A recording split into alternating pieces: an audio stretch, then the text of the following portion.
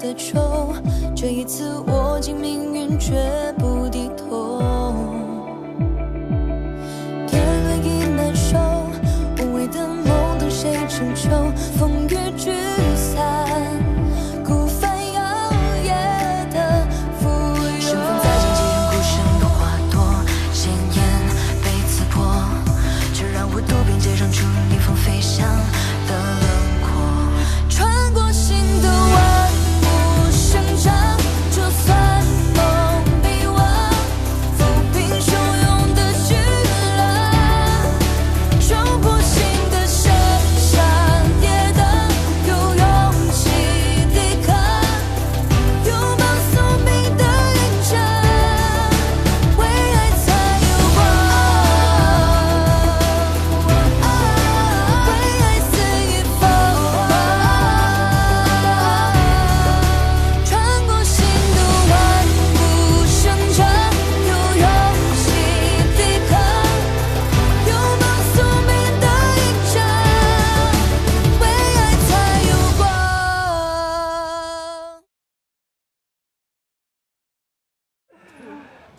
君子之修身，内正其心，外正其容。若当真招惹了口舌，也当自省是否言行失范。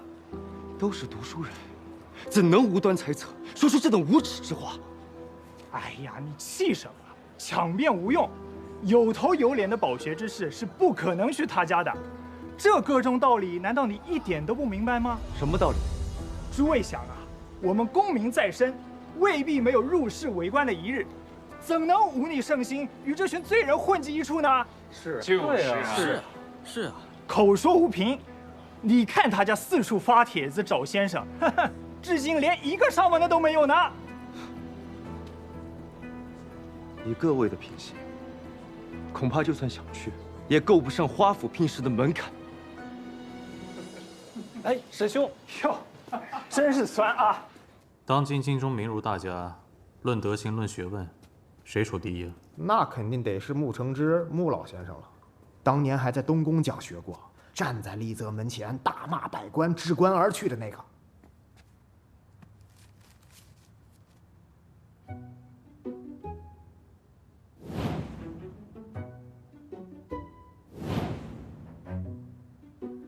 帮我拿个信筒，头儿，你要寄信啊？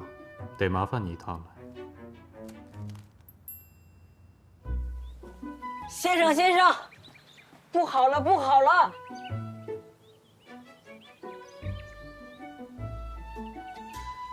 穆先生，不好了！啊？谁跑了？谁也没保，是大祸临头了。七秀司来人了。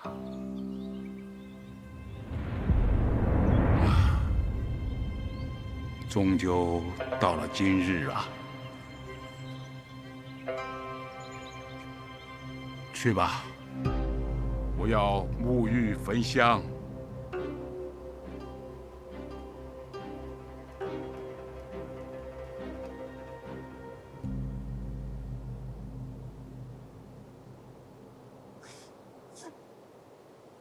父亲，儿子还未能孝顺您啊！先生，以我师徒一场，未想到今日这般决断。先生，父亲，死则死矣，安能以浩浩之白蒙世之温祸乎？我活了这把年纪，修经史，传绝学，平生已无憾矣。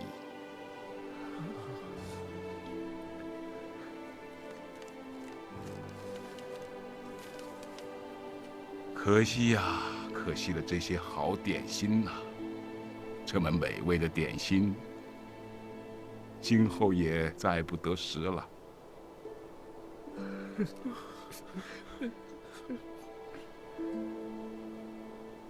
史端，把心打开吧。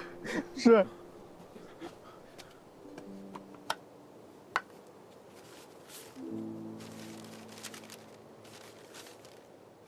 父亲，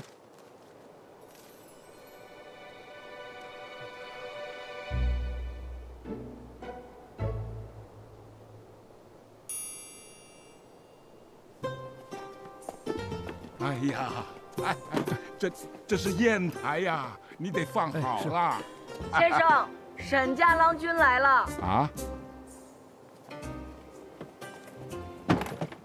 穆先生，穆兄，妻儿不必多礼。先生今日可是有什么要事？为何诸位贤兄都在？哦，今日父亲要讲经文上书来着。对。哦。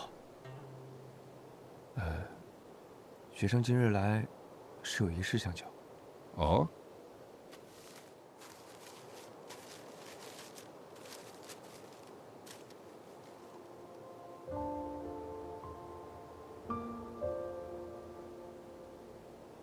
哎呀，我也刚刚听闻了此事。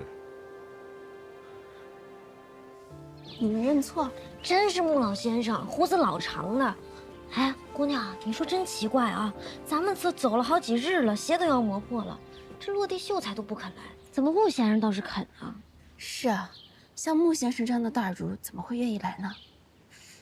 走。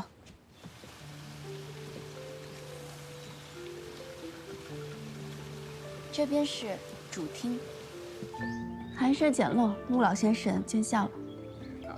这个宅子啊，有静气，是个读书的好地方啊。我们选了一间向阳又幽静的房间给你授课用。今日您先过过目，又有什么需要添置的，尽管吩咐。哎呦，你们家的果子，成日里排着长队，哎，总也买不着啊。怎能叫您破费呢？若你爱吃，以后每日出果都给您送去。好啊，好啊，好啊。穆先生，花指虽求养您高明，也自知家属简陋，不敢登门言请。请问您是从何处知道我家在严氏啊？今日沈家大郎啊，急匆匆的登门。沈琦，哎，你们这一共有几个学生，都读过什么书呢？本家连同旁支一共是7位学生，4个男孩，3个女孩。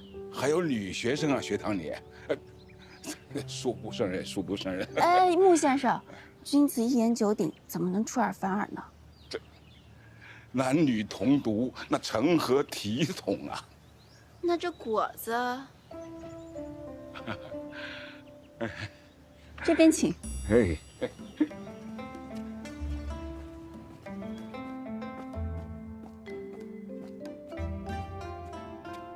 头，穆老先生已经带着大包小包进华家了。好，这样一来他就不用奔波劳累了。不是头，穆老先生平时也不出门不奔波，我就没看明白您这步棋到底是个什么精妙计谋。什么棋啊？我就是替人发张告示而已。送信给那样的名儒大家，总得认真封一下吧。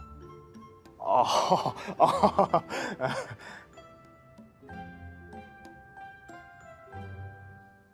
芷儿，那穆先生是沈郎君请来的，虽说没能留下沈郎君，但咱们到底该感念沈郎君的好意呀。太可惜了，那样好的一个人，哪有四叔好？我说真的，你好歹就谢一谢人家。四婶，我越是感激他呢，我越不能再见他。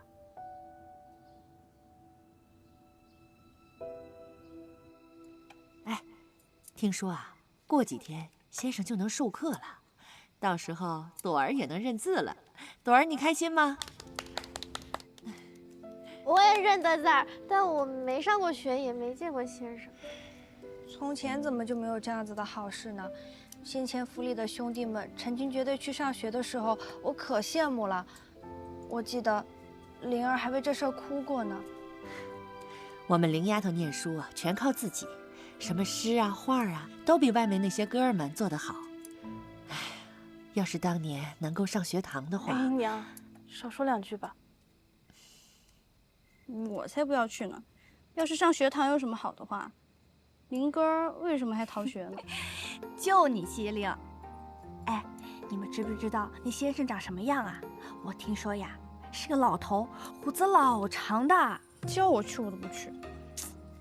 瞧瞧你那个样子，我可听说呀，这聘完了文先生，还要聘武先生呢。叫谁？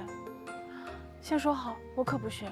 傻丫头，你要去的，那万一以后又碰到像紫黄居那样的恶人，那武先生好呀，武先生我要第一个去。蓉儿是想着呀，那武先生敌人是高的、俊的。哇，行，看我不错呀。哎呀，好了好了，不要闹了，赶紧干活吧，要不然端午节没有花带。赶紧回去。看我的拉花。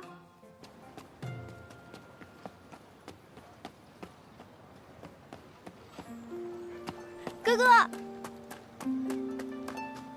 这几天玩得开心吗？花姐姐太忙了，都不陪芍药玩。她都忙什么呢？啊，她在找5个先生。什么是5个先生？朵儿跟我说，5个先生就是会打架的先生。我问他6个先生是什么，他就答不上来了。那她找到没有？啊，哥哥，你身手好，你来当5个先生，我不就天天能看到你了吗？童言无忌，你不要放在心上。你怎么在这儿？穆先生不是在讲课吗？我。为天监下民，点决议，将联有勇有不勇。进去吧。点决议，将联有勇有不勇。你看，给你。民中绝命。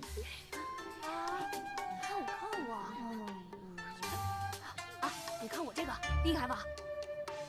呜呼！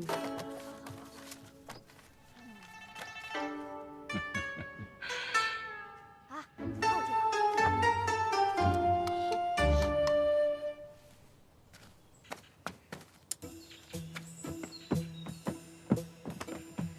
我来。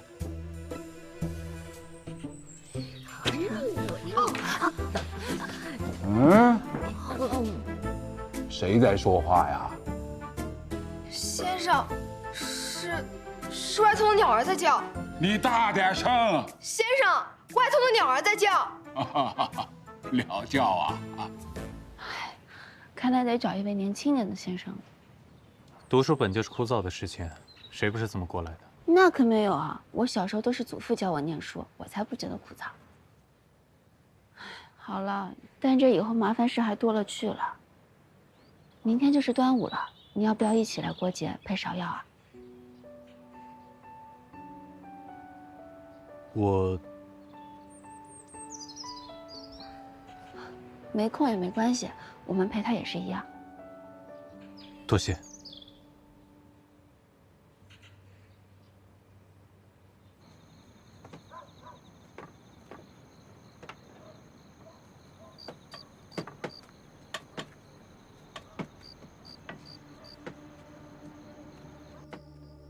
你儿子？是啊，我家那小子打小就习得好拳脚功夫，更何况这知根知底儿啊。依我看，芷姑娘，您就不要另寻他人了，就让季宗当这个武先生再合适不过了。他既是护院，监制恐怕不得空闲，你容我再想想。还有一件事儿想报知姑娘。你说。如今呢？您在各大酒楼寄卖，日进斗金。这快过节了，又是家里上下揭不开锅了。那兄弟几个日夜寻货，多有怨言。这月钱稍微少了点儿，他们啊都是卖体力的粗汉。这万一要撂挑子，干脆不干了。会怎样？会怎样？这府里可都是女人和孩子，要是伤了谁，那都不好了。你要涨多少？这回先涨1分。这回，天气凉了，自然辛苦些。这夜里还要守着门户，万一进了贼，小心这火烛，万一走了水，也不好了。李护院真是未雨绸缪啊！这都是咱们当差应该做的。哎，到时候啊，这棉衣钱、炭火钱少不了要向芷姑娘伸手了。行吧，我答应你，你先出去。多谢芷姑娘。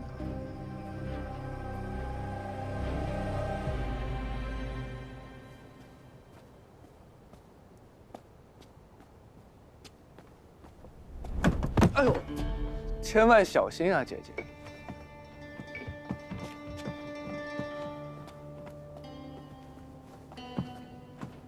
哎，妥了吗？成了吗？哎，这个死丫头，恐怕要另寻别人了，一点情面也不给，难怪他爹不喜欢她。给，除了咱们，他还能有什么更好的选择？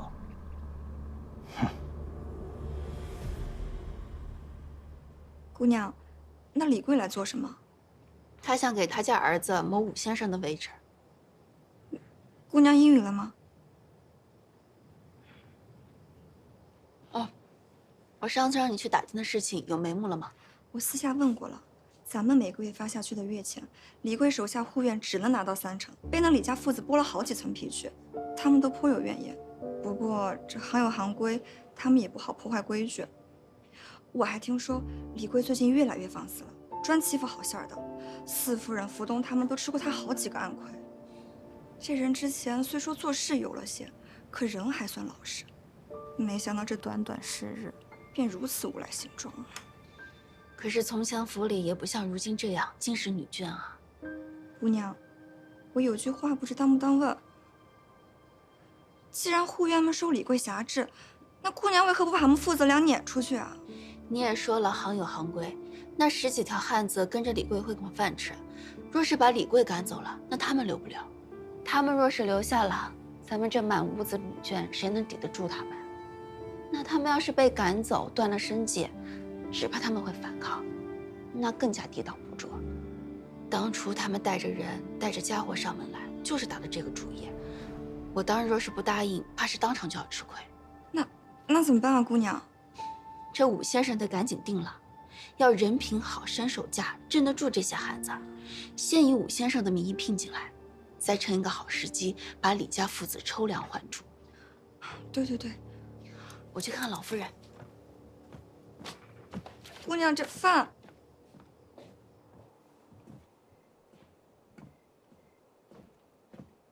祖母，这丫头来的正好。我呀，目力不济，近日看信越发吃力，帮祖母念念。好。书起，稍请起居何如？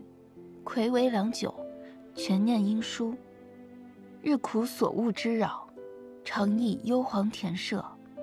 竹榻闲眠，漫抛书卷。情伤自对，焚香烛明。胸中无声冰炭，眼底肯逐风尘。旧约历历，依稀如昨。岁月不居，空阶两地。言不尽思，再起珍重。祖母，这信是你的故友写给你的吗？这么多信，都是一个人写的。我们通信40年了，这是一小部分，要都拿来了，那一柜子都装不下。那如今家里安定下来了，何不请这位太母来家里坐坐？他家住得很远吗？再读2封，听着呀，心里敞亮，头也就没那么疼了。昨得亲书，深以为慰；小饮数樽，不胜以醉。凡醉各有所宜，轻罗小扇，并作水窗。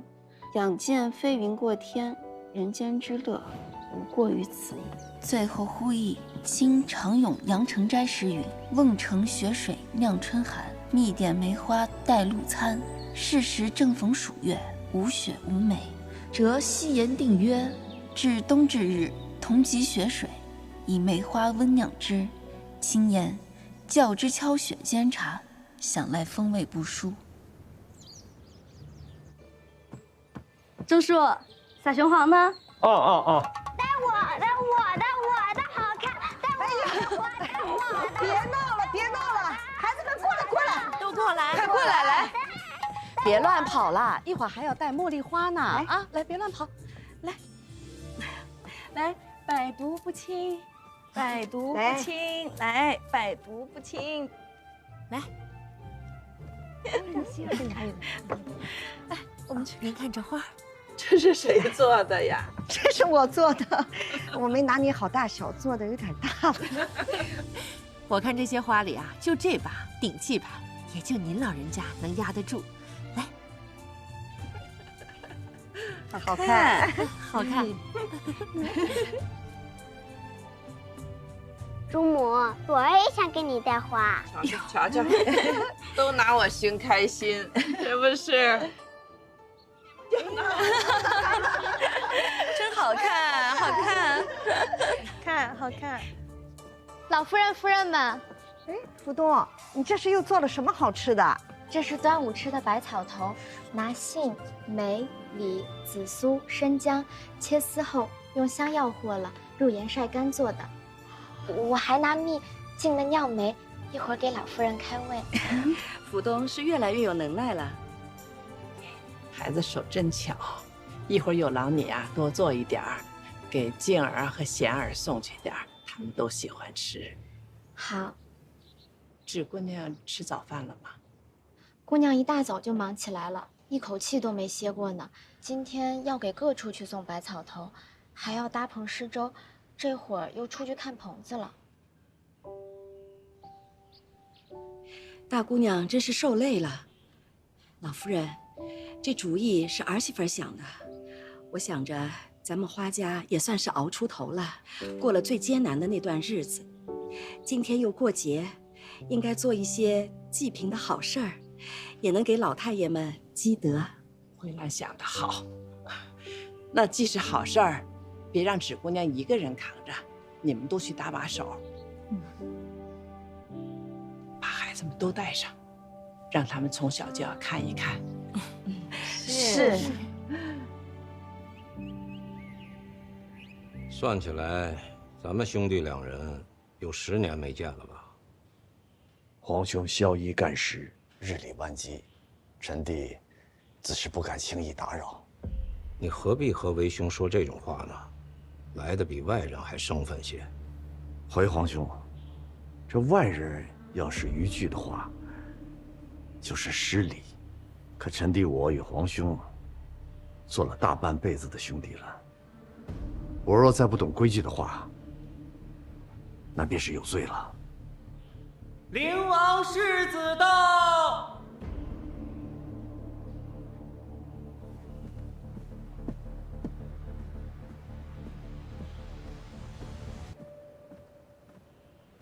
陛下甚安。好了，快坐吧。妍希，菜都凉了。哎，离我那么远干什么？过来，坐到伯父身边来。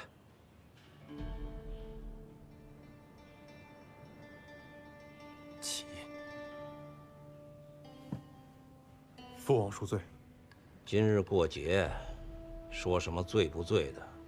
你是诚心在朕面前讨嫌呀？仙儿，今天是阖家团圆的节日，你就坐这儿吧，留下来陪陪我和你母亲。你个臭小子，整日见不到人，今日了，还不赶快尽点孝道，奉奉酒？嗯。方才我一路骑马过来，一身的尘土，没来得及更衣，就不惹黄伯父烦心了。坐这就好。世子倒是会寻处安身啊。独个找了个宽敞地方。兄长若是喜欢，可以一起下来，与我做个伴。不了，我怕沾到灰。兄长可真是越来越喜欢开玩笑了。妍希，你今日来的这般迟，要挨罚啊！罚你给伯父倒酒。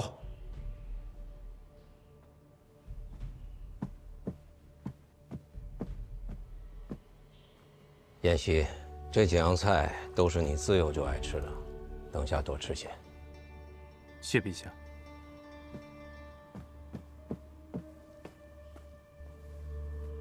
坐。皇兄倒是小气了。你瞧瞧，这几位皇子个个才高气轻，终日都能侍奉在您的身边。臣弟我，可就这么一个儿子，现在倒不能留在身边奉酒了。朕这几个皇子加在一起，也比不过燕西一个。若说朕有什么羡慕你的地方，那就是你生了个好儿子。朕记得太上皇好像也如此说过吧？陛下，希儿能有今日，全赖陛下耳提面训，恭亲教养。也不尽然。朕记得周王妃秀外慧中，珠怀宝玉，想必燕西自幼就裨益颇多，对吧，燕西？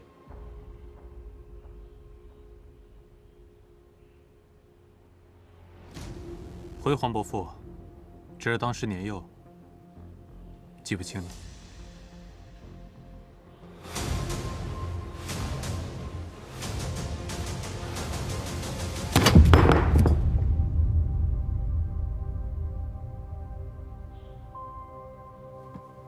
把热汤上来。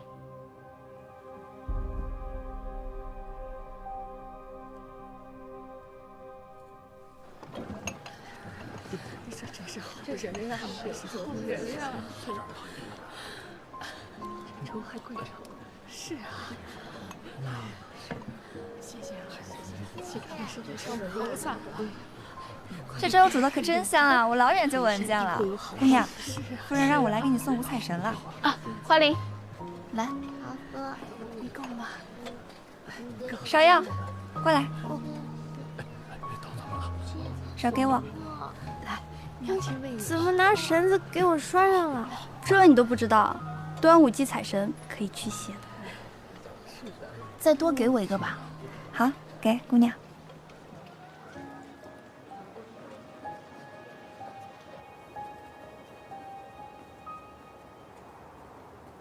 希儿呢？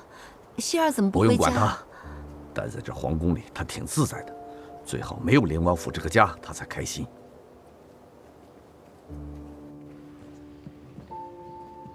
长青，你去备些酒菜，我要跟燕西喝一杯。是。燕西啊，刚才的事儿呢，你不要往心里去啊。我同你父亲自幼就是这样，嘴上不相饶的。侄儿明白。今日呢，伯父就是心里憋闷。为了这端午家宴，我早几日就请了太后，可太后跟我说，近来身体不适，竟然连一面都不肯露。太医可有诊断？哪里是真的不是？那是因为花家的事还在记恨我。听说花家的女眷已经尽数搬回城里住了，此事在京里传得沸沸扬扬。我也有所耳闻。这大半年，他们是在城外的一处庄子中栖身，居然也能平安度日。皇伯父，那所庄子是皇家赏赐，所以没有伐木。伯父没有责怪你的意思。那庄子呢，是太后赏赐给花家老夫人的，他们两个从年少时就相好。我革了花家人的职，发配北地，谁敢说个不字？不成想太后的耳目竟然这般灵通，出手亦这般快，花家才有了喘息之机。燕西，你知不知道，太后的凤翔宫中常常有密信送出，从去年冬天到今日已有7封之多。进宫之事，臣不敢查探。无妨，朕要你查，你便可放手去查。无论是凤翔宫，还是朕的这承禄宫，你都查的。臣遵命。燕西，好好为我查一查，看看太后与花家到底是何种勾连。是。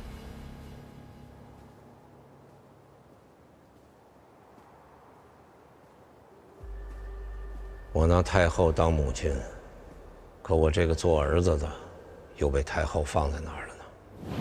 燕西，别的事都先放一放，先查这件。我要知道太后传信想做什么。除了你，我还能托付谁呢？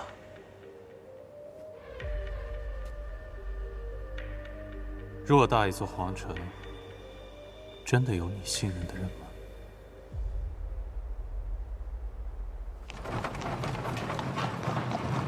哦，这事儿太难办了。你说，从女人嘴里问点话，那不比从河里捞金子还难？之前你让查的那小书童那事儿也是，到现在没音信。那现在又要查那位娘娘，难办也得办，都叫别人去查，还不知道是个什么结果。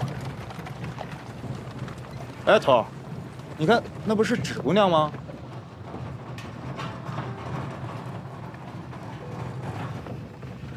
车上可备有便服。备了，备了。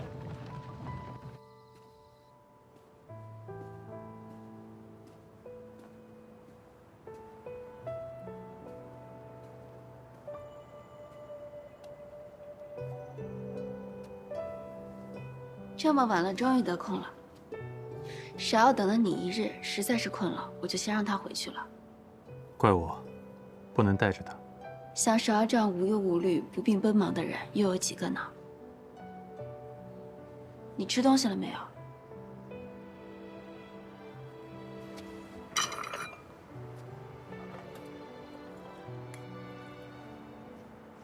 放心，同家里做的一样，很干净的。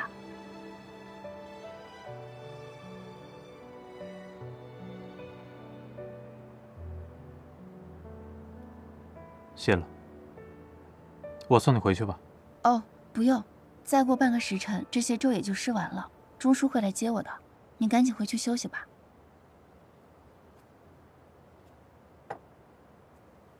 那个，等一下，过节应个景，辟邪保平安。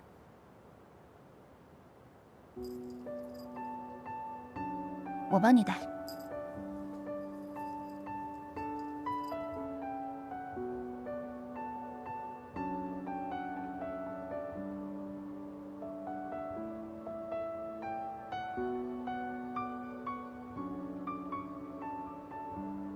快回去吧。啊，哥哥，你身手好，你来当5个先生，我不就天天能看到你了吗？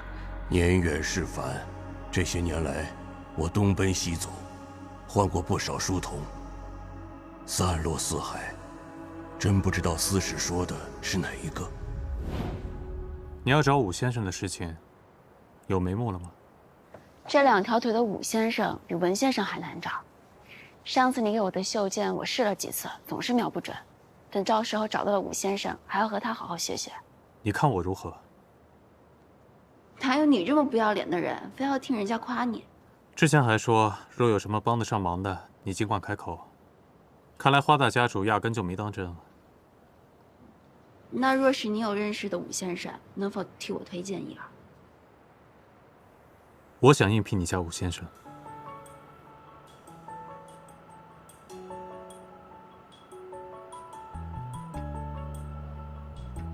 你别同我说笑，你要是手头紧，10澳的食宿费可以先免掉。你为了不聘我，连300食宿钱都要折了。不是，我的意思是，你若是愿意来，你若是能来，怎样？那自然是很好的。我又不是什么金尊玉贵的人，来当你家武先生还能委屈了我？我总是觉得，你生来就不是忙于奔劳的人，感觉你心中所想之事，也并非保暖之事。那去你家应聘武先生还有什么条件？你索性一块说了吧。不必，你明日便能来。好。那从今日起，全听东家差遣。怎么，要变卦？我是不是太黑心了？哪有一天都不让人休息的？你还知道啊？从府上出事到现在，你又可曾休息过一日？那恐怕我们都是一马心如命了。注定一身劳碌。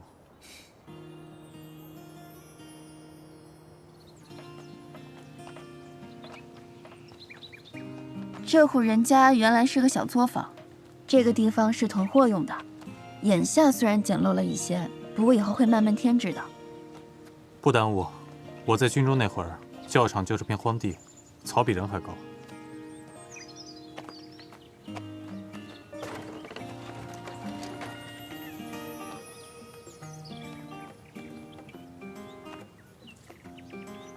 这边是学堂，那里是内院。这儿虽然不大，也算是五脏俱全了，说不定住起来比城外还方便。是啊。我听说，你们家在城外的庄子是御赐的。是太后御赐的。太后？太后与你们家还有关系？应该只是早年相识吧。自我记事以来，没有听说过太后与我家有什么关系，更别说什么庇护了。哦。这家里不大，你随便看看。我去给你收拾间屋子出来，夜里你就凑合住下。不麻烦，白日里我来教孩子，晚上回去住也一样。总要有个休息的地方，你就不要推辞了。家里也不大，你可以随意走走，认一认地方。我也同他们说过了，你本就要教他们武艺，你不必觉得不便。好。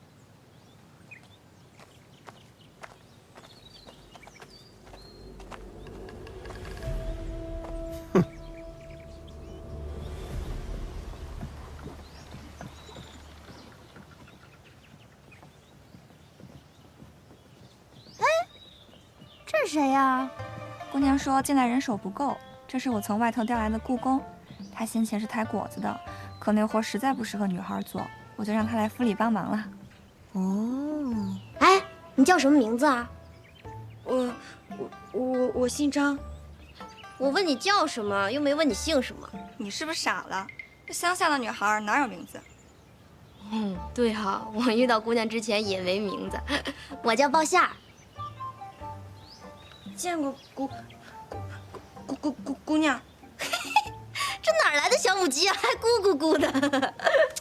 人家新来的，你可别欺负人家。哪有？走嘛，我带你去我们房间。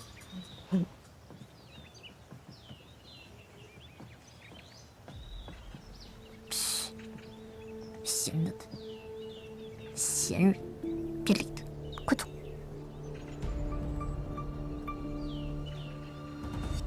迎春，我把学堂旁边又收拾了间屋子出来，但是这件事情我实在是不在行，你帮我去看看还有什么要添置的。好，咱们又有信先生了。是，近日厨房忙不过来，我从外头调了几个丫头来府里搭把手，不安排什么要紧的事儿，就负责浆洗缝补，都是些老实本分的姑娘，虽然手笨了些，但我回头教一教就好。姑娘你放心。姑娘，你这样看我做什么？咱们迎春管事啊，做起事来是越来越有模有样。那总归大半年了，我要再不着调，姑娘你该撵我走了。那话也不是这么讲，要是鲍夏、福东来做这份差，光说性子就不合适。这以后啊，你手下的人会越来越多，你也会越来越忙。我不怕你忙，姑娘，你只管运筹帷幄，我呢就做好你的女萧何，调兵遣将。哎呀，险些忘了，你快去准备些吃的，咱们给燕先生送过去。燕先生，这个公子好生精巧，我英俊啊，真进来。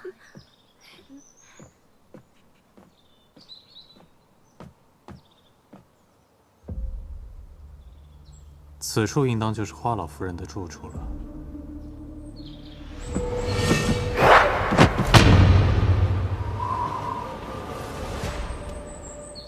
开个玩笑，别介意嘛，兄弟。这位兄弟继任了武先生，想必身手不错，敢不敢比试比试？喂，刚来就跟我小爷摆谱，你想不想在花家待了？我在花家待得待不得，是你说了算的。我爹是护院总管，这一大家子从上到下都得仰仗我们爷俩。是吗？那真是失敬了。少啰嗦，敢不敢比试？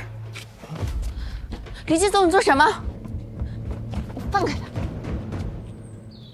大姑娘，我听说你新聘了个武先生，我就来跟兄弟切磋切磋呀。燕先生刚来任教，我找他还有事情，没有空跟你切磋。好吧，那就等下次机会吧。你没事吧？他伤着你没有？你放心，他在这个家待不久了。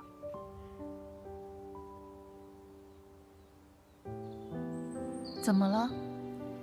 没什么，只是头一回有人这么跟我说话。他就是个无赖，他不管说什么都别放在心上。我说你，从小到大，他们总是催着我，让我去做些难事、险事。还是头一回有人倒在我前面，问我受委屈了没。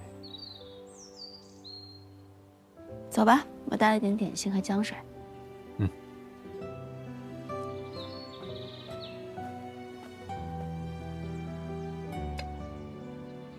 我比你还是要好一些，至少祖父是疼爱我的。如今虽然花家败落了，但你和芍药只管把这里当作是自己的家。以后再是要有人欺负你们，不要不敢说，只管同我说，我不会再让你们受委屈的。告诉你干嘛？让你去打他一顿，替我出气。这办法总会有的嘛，不能一来也能智取啊。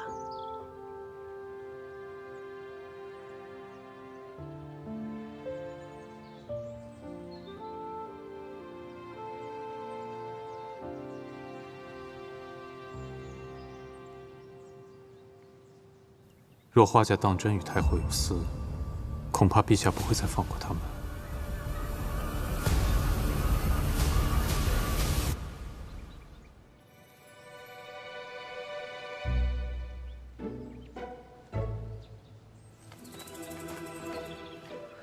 哎，头儿怎么跟你说的？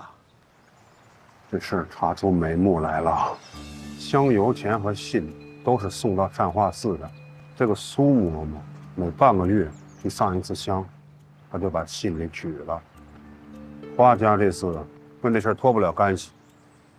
头说了，想要查清楚这件事，他得离开一段时间，亲自潜入花家。我跟你说，头这一潜就不知道潜的什么时候了。以他的身手啊，放心吧。哎，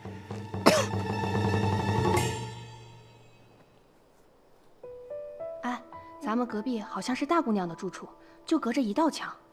今天早上我还看到她走过，年纪轻轻的，看不出来是那样厉害的人。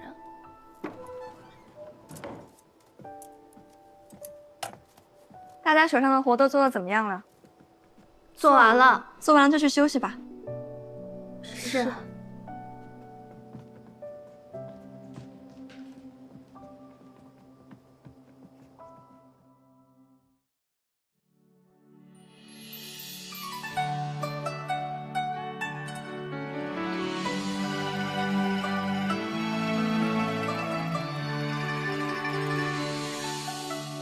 不荒一秋天，不老一株茶。天落水，鸟吃虫，鸡又飞。心学为观，心理为改。茶叶或粗浅，滋味乃春天。明前夕，菜少许。公平传烂漫。